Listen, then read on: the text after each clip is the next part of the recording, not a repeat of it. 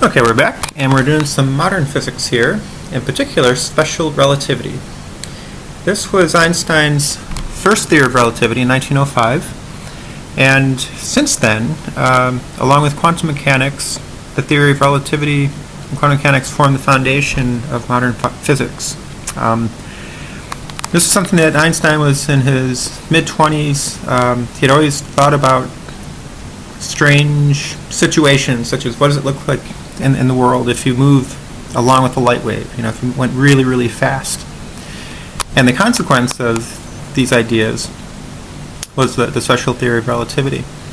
Now, what's really cool about this is Einstein was able to take two assumptions, what are now known as Einstein's two postulates, and derive this wonderful theory. The first is actually a very old idea, going back to Galileo and Newton, the principle of relativity. And it's really just saying that from two different perspectives, maybe one person at rest and one person moving, watching the same event, they'll see slightly different things. It's kind of like if somebody were to walk past you and drop a ball, to you that ball would actually be moving forward and falling. That would look like a parabola, a projectile. To the person who dropped it, who's moving at the same speed of the ball, they'll see it just move right down their body. They'll see it move in a straight line. So it's the same event, but one person says it moves in a curve, the other person says it moves in a straight line. Who's right? Well, they both are, from their two perspectives. The second one was new. This was Einstein's idea that whether you're moving or at rest, if somebody were to shoot a laser beam, everybody in the universe would have to measure that light ray as moving at the speed of light. And here's that very, very famous constant of nature. Speed of light is 300 million meters per second, 186,000 miles per second. That's the speed limit to the universe. And so believe it or not, from these two ideas, Einstein derived relativity. Now in particular, there's really in the end four main things that we would ever talk about. Obviously, probably the single most famous equation ever written down, E equals mc squared, comes out of this theory. That doesn't just say that energy and matter are related, it says they're equivalent. Energy and matter are two forms of the same stuff. The second one has to do with time. That two clocks, if they have a relative speed between them, will measure different times. Okay, so the faster a clock goes, the slower time moves. It's a real physical effect. The lengths of things, the space part of objects, will change with speed. So length is going to contract. A meter stick flying past you really fast might only look, the length of a pencil. And last but not least, there's a mass equation down here. That's what we're really going to focus on in this video. It tells you what happens to mass as you go faster and faster. So basically, it says that your mass increases the faster you go. One way of thinking about that, conceptually, is actually going back to E equals mc squared. Okay, if you think about it, if E on the left-hand side is your total energy, what happens as you go faster and faster? The energy side is going to increase because you'll have more kinetic energy. Well, on the right-hand side, if the left is going up, then the right side has to go up. Now the trouble is, c is a constant. The speed of light's not going to change. So that means that if you move faster and faster and have more total energy, the mass term over there has to increase as well. And this mass equation down here is how you can figure it out. This is what we're going to play with. And there's really three main results that we're going to try to get from this one equation. The first thing we're going to do is just play with it. For example, there's a square root in that equation. Nobody likes square roots, so let's get rid of it. We'll square everything.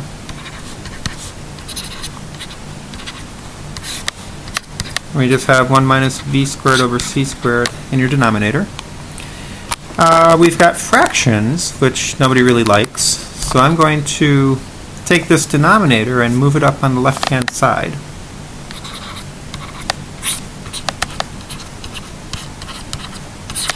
And let me expand that right away. We'll have m squared, and then v squared over c squared, the second term. And then over on the right, we've got our rest mass squared. Okay, well, we still have a fraction. We've got that v squared over c squared. So let's get rid of that. We're going to multiply everything by c squared.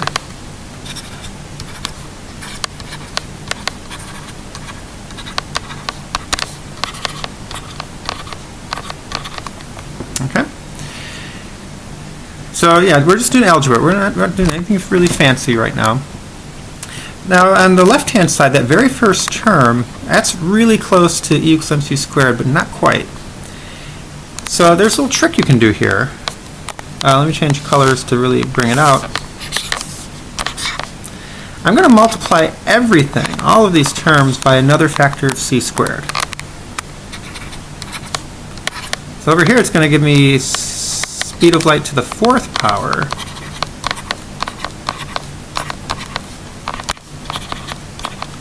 And here we have our rest mass squared times the speed of light to the 4th power.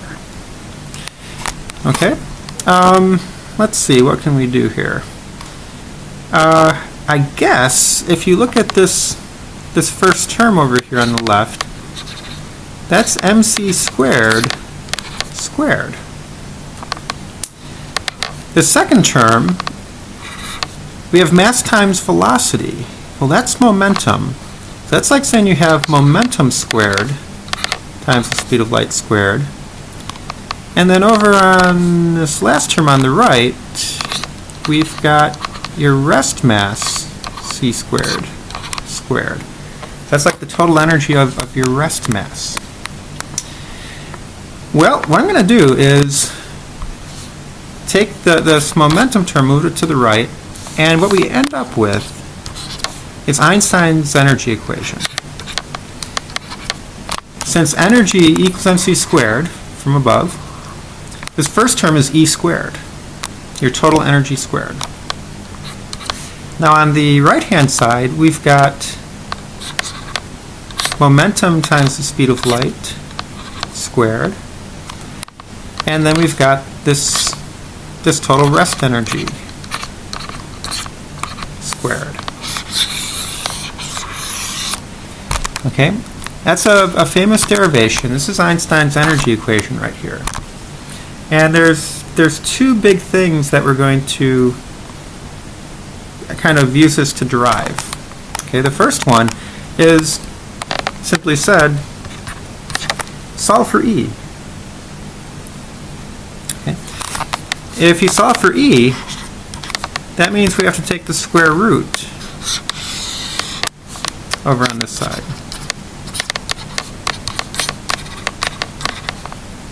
Oops. C squared squared. Now you might look at that and say, okay, that's all fine and well, it was easy enough. Now the trouble is, with square roots, there's two solutions. It can be positive or it can be negative. Okay, now what freaked people out and really disturbed people was, what's that minus sign refer to? What does it mean to have a negative energy, so to speak? Well, the fact that there's two solutions was interpreted by somebody named Paul Dirac a few years after Einstein wrote these down. And Dirac predicted that negative solution actually refers to a new type of matter, which we nowadays call antimatter. So antimatter is inherent in these derivations of relativity. It's predicted. And Dirac predicted this some years before they actually discovered antimatter.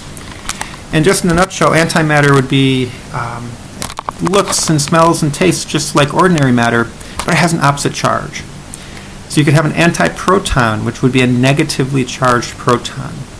An anti-electron is something called a positron, a positive electron. Okay, but the last thing we're going to do with this is also kind of neat. And here we're going to take the idea of a photon, light itself. When Einstein was doing this in 1905, there was this idea from Max Planck that light and energy came in bundles. Okay. Now the thing is, photons, okay, light travels at the speed of light. But Einstein and all these equations up here tell us that you can't go at the speed of light. They don't make any sense. So how does light travel at the speed of light? Well, what you say is that light, a photon, a little bundle of energy, doesn't have any rest mass. Okay? That's how it can travel at the speed of light. It's pure energy. So if you go back to this energy equation of Einstein's, that second term there on the right-hand side is 0. Now what's weird about this then is what you're left with